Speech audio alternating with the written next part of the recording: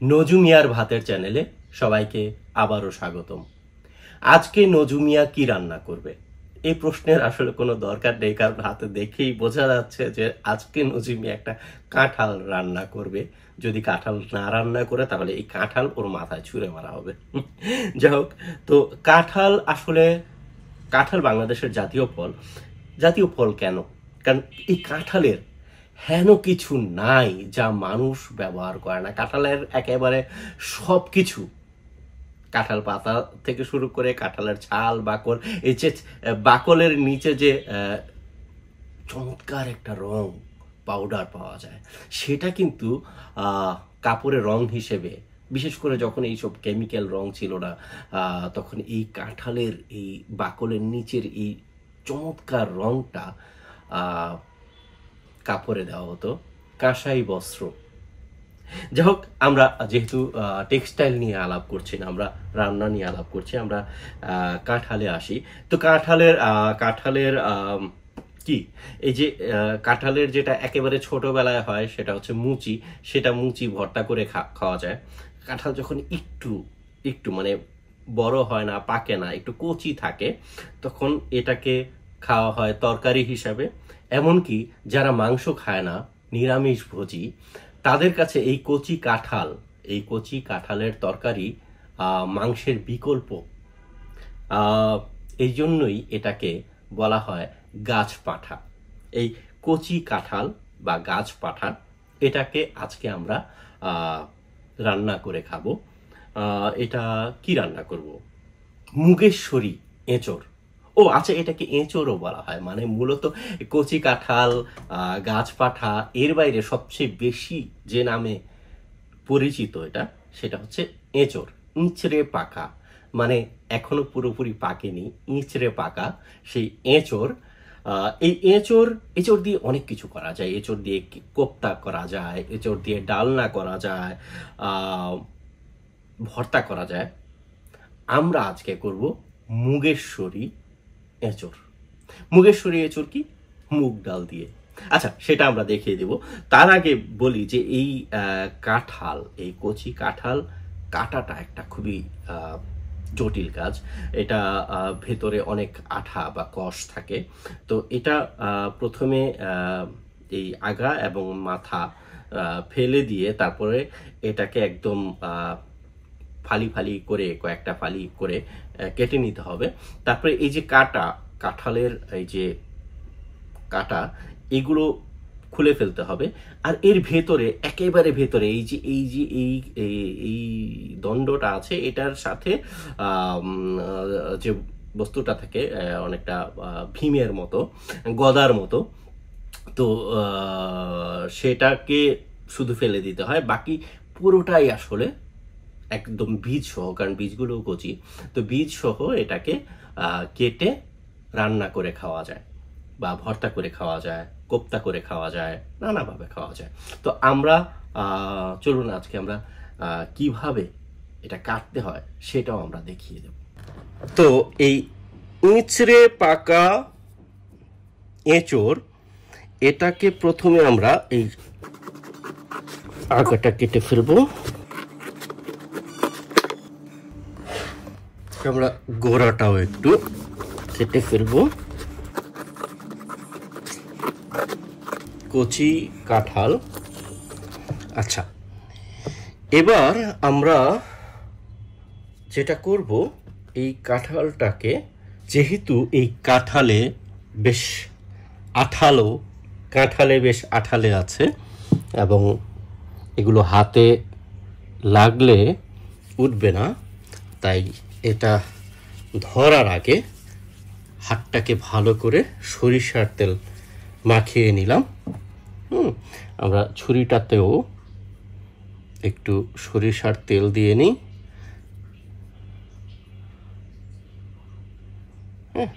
ওকে, এবার এটাকে আমরা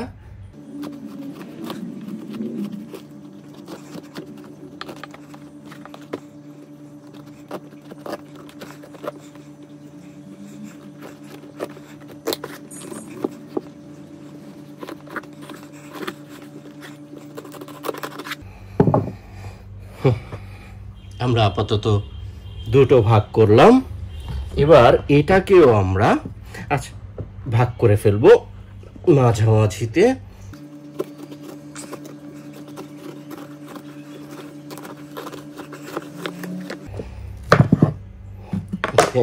আমরা হাতে আরেকটু আঠা আরেকটু তেল লাগিয়ে নিলাম। মানুষ কুস্তি করতে গেলে হাতে তেল লাগিয়ে নেয়। আমরা এবার মানে কাঁঠাল কাটাটাও মোটামুটি একটা কুস্তির মতোই। এবার আমরা এটাকে এই যে এই কাঁটাযুক্ত যে বাইরের অংশটা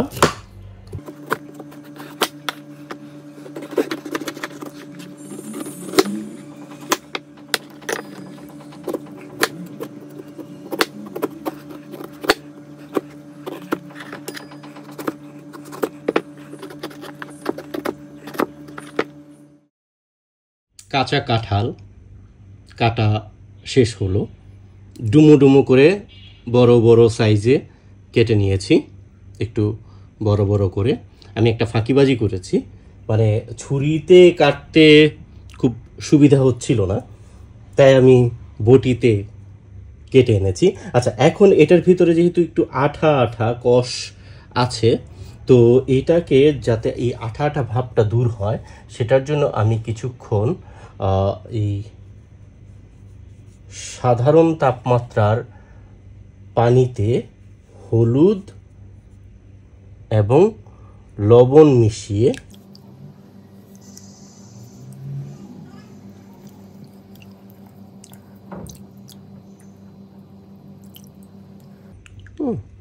এই পানিতে বেশ কিছুক্ষণ আমি এটাকে ভিজিয়ে রাখবো এই আঠালো ভাবটা দূর হওয়ার জন্য।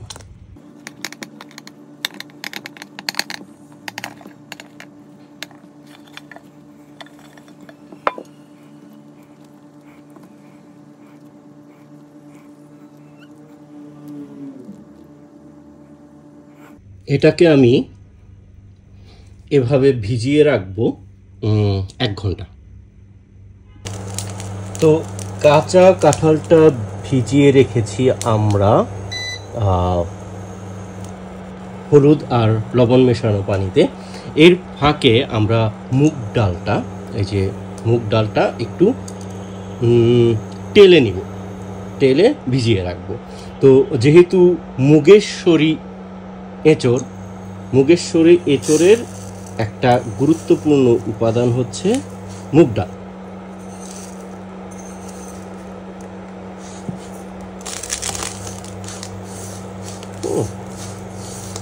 এটা জাস্ট সামান্য হালকা টেলে নেব, জাস্ট এই মুগের যে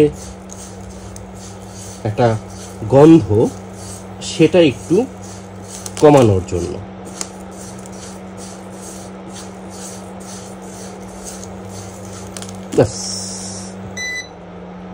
ইঁচড়ে পাকা এঁচোড় বা ইঁচড়ে পাকা কাঁঠালটাকে রান্না করার জন্য এখন আমাদের সব সরঞ্জাম রেডি।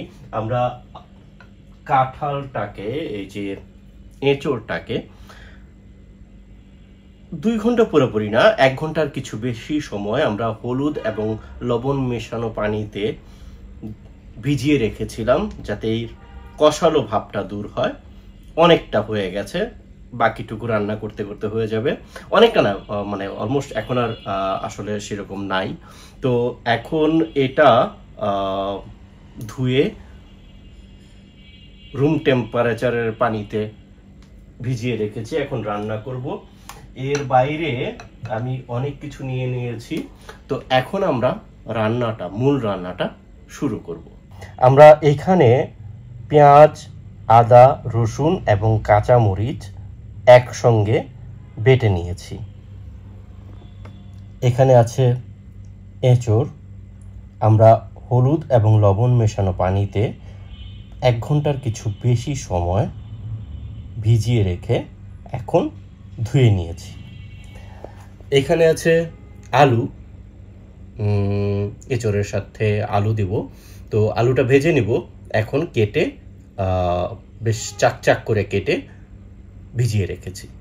আর এখানে শুকনো মরিচ গুঁড়ো আছে, লবণ আছে, ধনিয়া গুঁড়া আছে, আর হলুদ গুঁড়া প্রায় শেষ, নতুন করে আনাতে হবে। এটা সাধারণ পানি। মুগ ডালটাকে আমরা টেলে নিয়ে প্রায় 1 ঘন্টা ভিজিয়ে রেখেছি। আর এখানে আছে তেজপাতা, শুকনো মরিচ, টমেটো, গরম মশলা, সাদা জিরে, স্টার মশলা, পেঁয়াজ কুচি আর 2টো কাঁচামরিচ। আমরা হাঁড়িটা হিট দিয়ে নিয়েছি। এবার এর মধ্যে সরিষার তেল দিয়ে দেবো। আমরা আজকে রান্নাটা করছি সরিষার তেলে।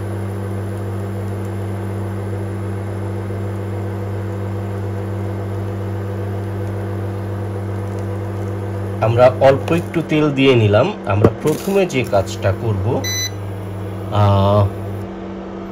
আলুগুলো একটু ভেজে নেব।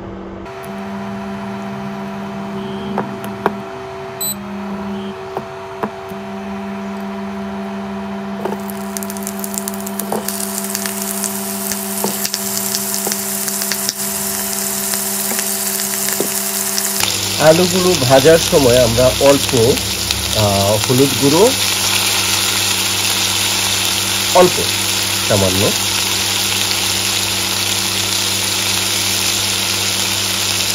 আর লবণ দিয়ে নেব। এতে হবে কি, আলুর রংটা সুন্দর হবে।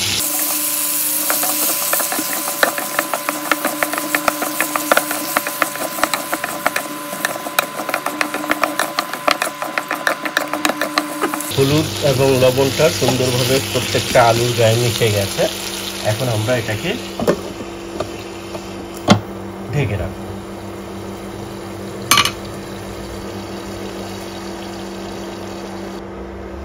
তো মাঝে মাঝে এটাকে একটু নেড়ে দিতে হবে।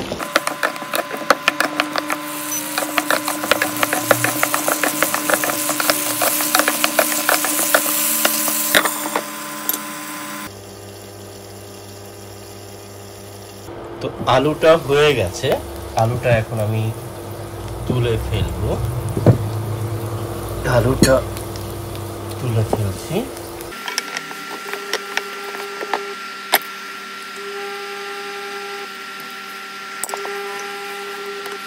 এবার আমি আরো একটু তেল দিয়ে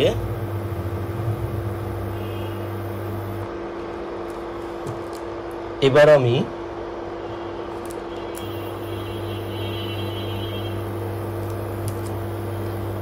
আমি এই ধুয়ে রাখা এঁচড়গুলো এগুলো দিয়ে দিচ্ছি।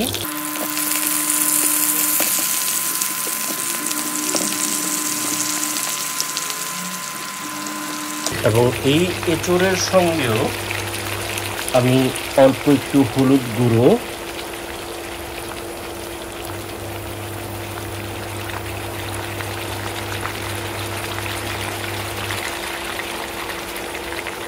আর একটু লবণ দিয়ে দিচ্ছি। খুব বেশি দিব না, কারণ লবণ কিন্তু আমরা লবণ দিয়ে অনেকক্ষণ ভিজিয়ে রেখেছি, যার ফলে এর ভিতরে অলরেডি যথেষ্ট লবণ, অনেকটা লবণ ঢুকে গেছে। তো আমরা এখন জাস্ট এটাকে ভেজে নেব। সরিষার তেল দিয়ে আমরা একটু ভালো করে সবগুলোতে যাতে তেল পায়,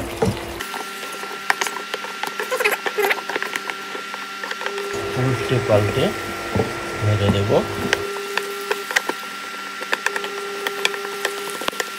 এরপর এটাকে আমি ঢেকে রাখবো অল্প আছে, অনেকক্ষণ ধরে এটা সিদ্ধ হবে।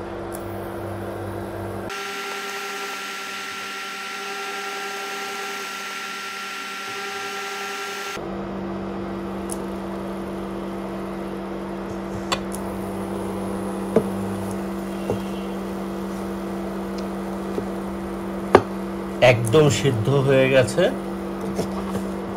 নরম হয়ে গেছে। মানে আমরা কিন্তু একদম পুরোপুরি করব না, এটা 60 to 70% সেদ্ধ হলেই আমরা তুলে ফেলবো, কারণ মূল রান্নাটা তো এখনো বাকি। তো এটা এখন আমরা তুলে রাখছি।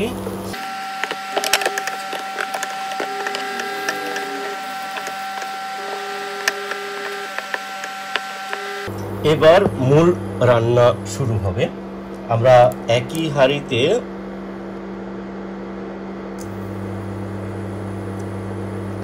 একটু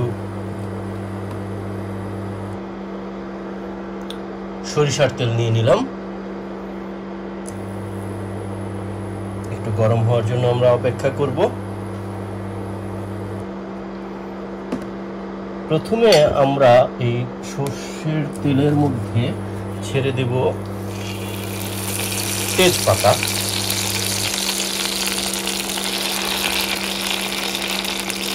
তারপর দিয়ে দেব দুটো শুকনো মরিচ আর আস্ত জিরে।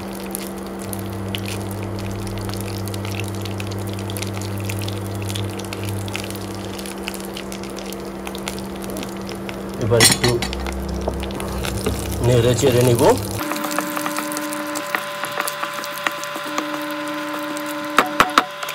এবার এর মধ্যে দিয়ে দিব আমরা একটু পেঁয়াজ কুচি। আমরা যেহেতু পেঁয়াজ বাটাও দিচ্ছি, যার ফলে পেঁয়াজ কুচি খুব বেশি নেই, আপনারা চাইলে আরও বেশি নিতে পারেন। তো আমরা পেঁয়াজ কুচিটা একটু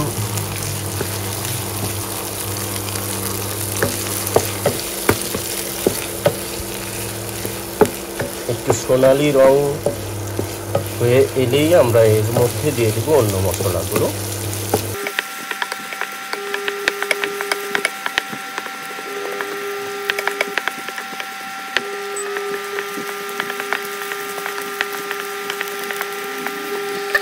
পেঁয়াজটা হয়ে এসেছে, এবার এর মধ্যে আমরা দিয়ে দিব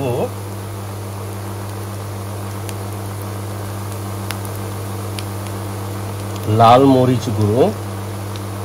এটা একেবারেই আপনার স্বাদ অনুযায়ী, আপনি যদি ঝাল বেশি খেতে পছন্দ করেন বেশি দিবেন, কম খেতে চাইলে কম দিবেন।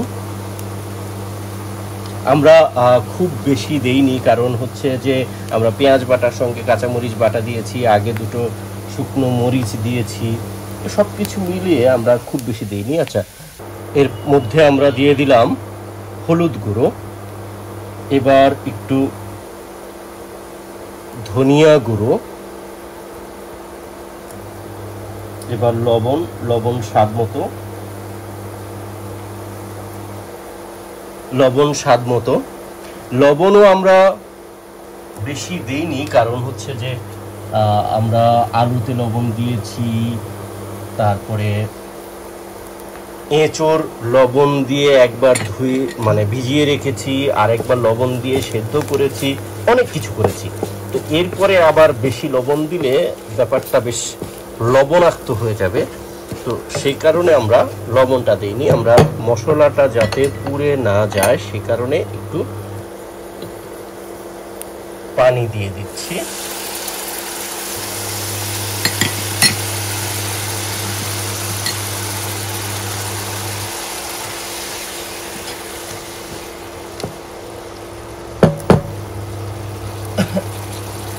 এবার এর মধ্যে আমরা দিয়ে দিচ্ছি গরম মশলাগুলো,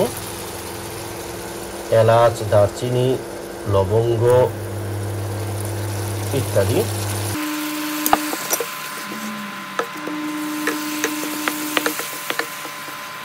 এবার আমরা এর মধ্যে দিয়ে দিব এই বাটা মশলাগুলো। এখানে পেঁয়াজ, আদা, রসুন এবং কাঁচামরিচ 4টা পদ আছে, এগুলো আমি দিয়ে দিচ্ছি।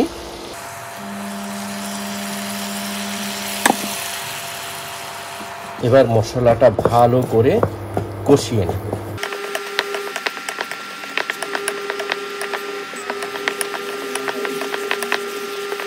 তেল ছেড়ে দিয়েছে, মশলাটা তেল ছেড়ে দিয়েছে, তার মানে কষানো হয়ে গেছে।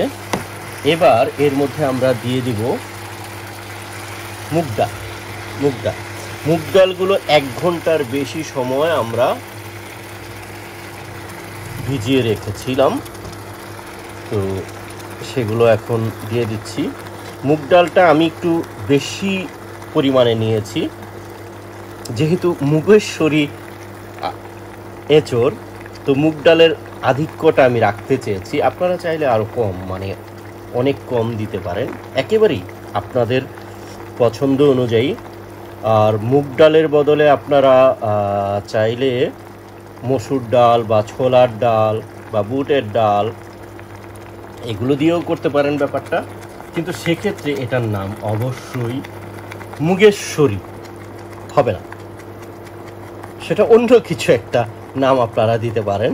কিন্তু মুগেশ্বরী এঁচড় করতে হলে অবশ্যই আপনাকে মুগ ডালটাই দিতে হবে। তো মুগ ডালটা আপনারা কম বেশি করতে পারেন বড়জোর। আমি যেহেতু বেশি দিয়েছি, সেটা আমার পছন্দ, আপনি চাইলে কম দিতে পারেন, কোনো অসুবিধা নাই। তো আমরা প্রথমে মুগ ডালটাকে একটু রান্না করে নিব।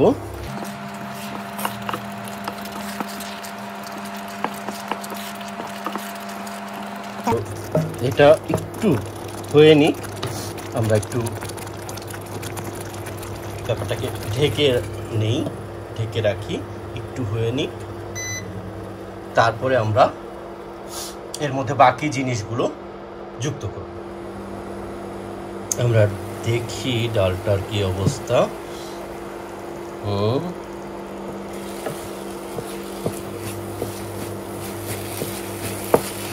এবার এই ডালটার মধ্যে আমরা আলু এবং এই এঁচড়গুলো দিয়ে দেব, দিয়ে আমরা এটাও খুব ভালোভাবে সব কিছু একসাথে মিশিয়ে নেব।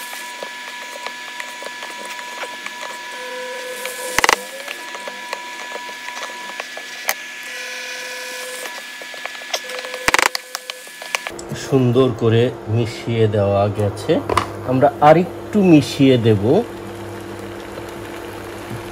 টমেটোগুলো দিয়ে।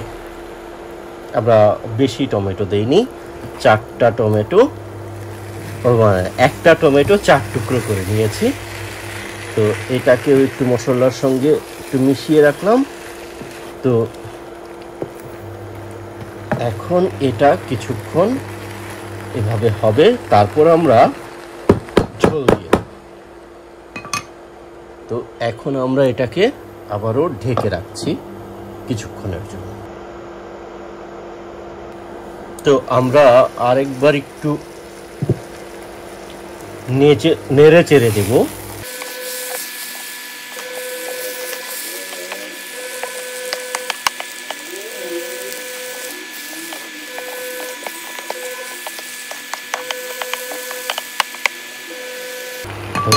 আমরা আরো একবার ব্যাপারটা ঢেকে দিলাম।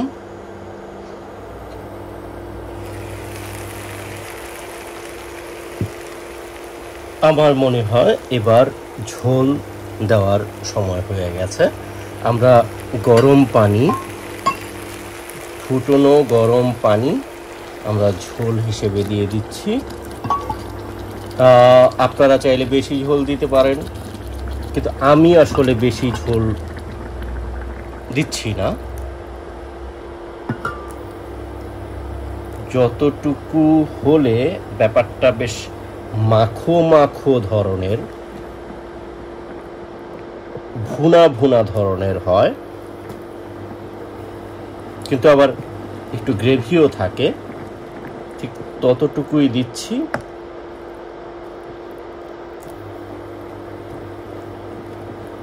আমার মনে হয় আর একটু দেওয়া ভালো, কারণ পানিটা টেনে নেবে।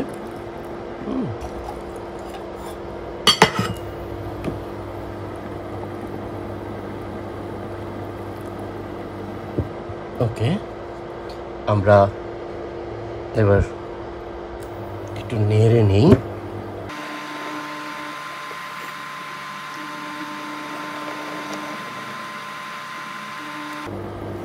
ওকে, এবার আমরা এটাকে ঢেকে রাখলাম। প্রায় শেষ পর্যায়ে রান্না।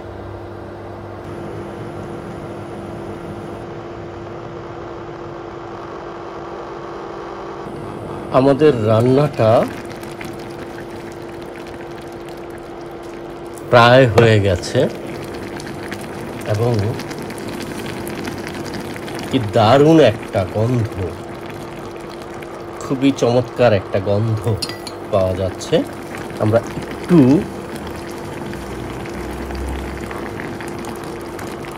লবণ এবং ঝালটা টেস্ট করে নিই।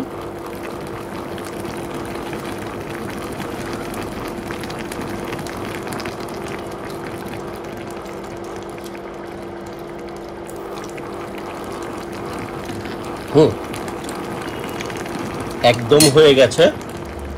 এবার এর সঙ্গে আমরা যোগ করে দিব পুনিমালপি। পুনিমালপি কি সেটা আমরা আগের একাধিক ভিডিওতে বলেছি। পুনিমালপি হচ্ছে মণিপুরীরা খায়, একটা গাছের শেকড়। আর এটা সাধারণত শ্রীমঙ্গল, মৌলভীবাজার শ্রীমঙ্গল অঞ্চলে পাওয়া যায় এই পুনিমালপি। এটা আমি দিয়ে দিলাম, অল্প দিয়েছি। এটাতে জাস্ট একটা গন্ধ তৈরি হবে, এটা না দিলে কোনো অসুবিধা নেই। এর বাইরে আমরা দিয়ে দিচ্ছি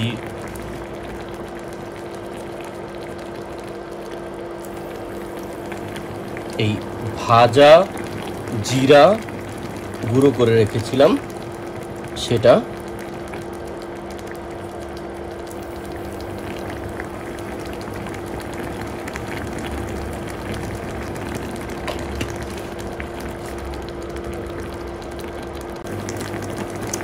আর দিয়ে দিচ্ছি বেশ অনেকগুলো কাঁচা মরিচ।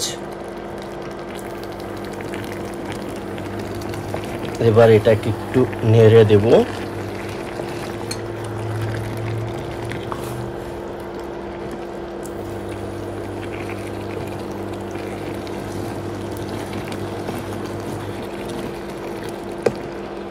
বেশ মাখো মাখো একটা ব্যাপার হয়েছে।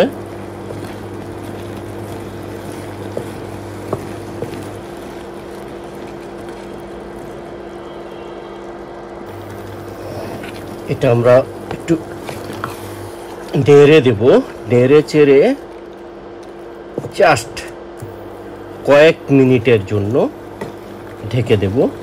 রান্না অলমোস্ট না, কমপ্লিট। আসলে আমরা যে নতুন ইনগ্রেডিয়েন্টসগুলো অ্যাড করলাম সেগুলো মেশার জন্য আমরা একটু কিছুক্ষণ এই ঢেকে রাখব।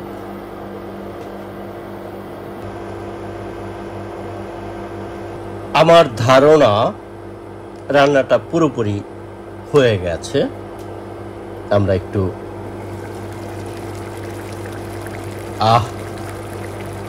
কি দারুণ সুগন্ধ!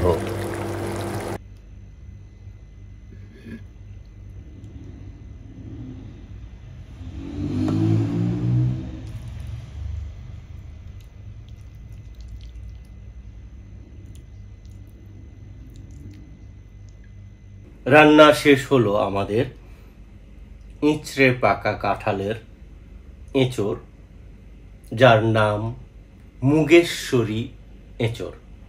মুগ ডাল দিয়ে রান্না করা, এই কারণে এর নাম মুগেশ্বরী এঁচড়। খেতে কেমন হয়েছে এখনো আমি জানি না, দেখি।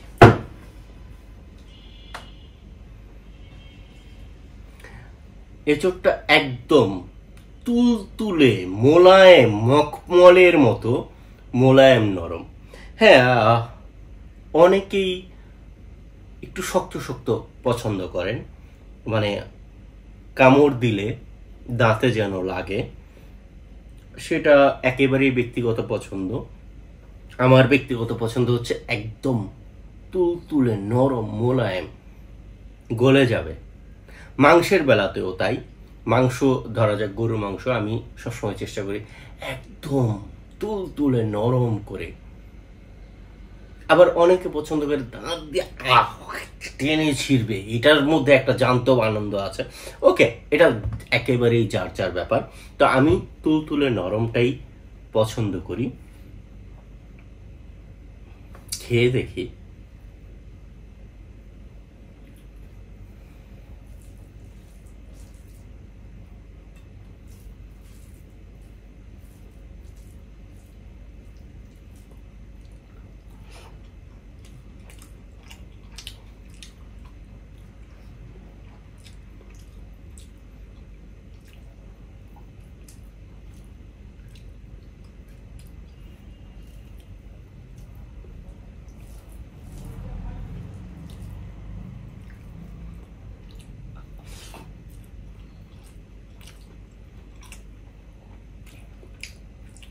কথা বলার অবকাশই পাচ্ছি না।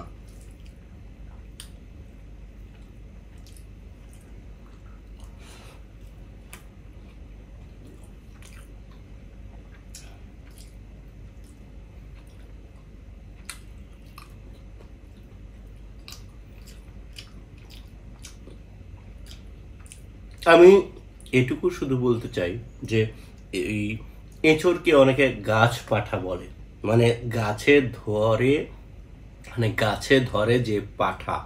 পাঠা মানে হচ্ছে ছাগল, খাসি, পাঠা। তো পাঠার মাংস, এই এঁচোড় খাসির মাংসের মতো স্বাদ, এই কারণে একে গাছ পাঠা বলা হয়। কি যে অপূর্ব স্বাদ! এটা খেলে আপনার আর মাংস খাওয়ার অভাব বোধ হবে না। আপনার মনে হবে যে আপনি মাংস খাচ্ছেন, আপনার মনে হবে যে আপনি মাংস খাচ্ছেন।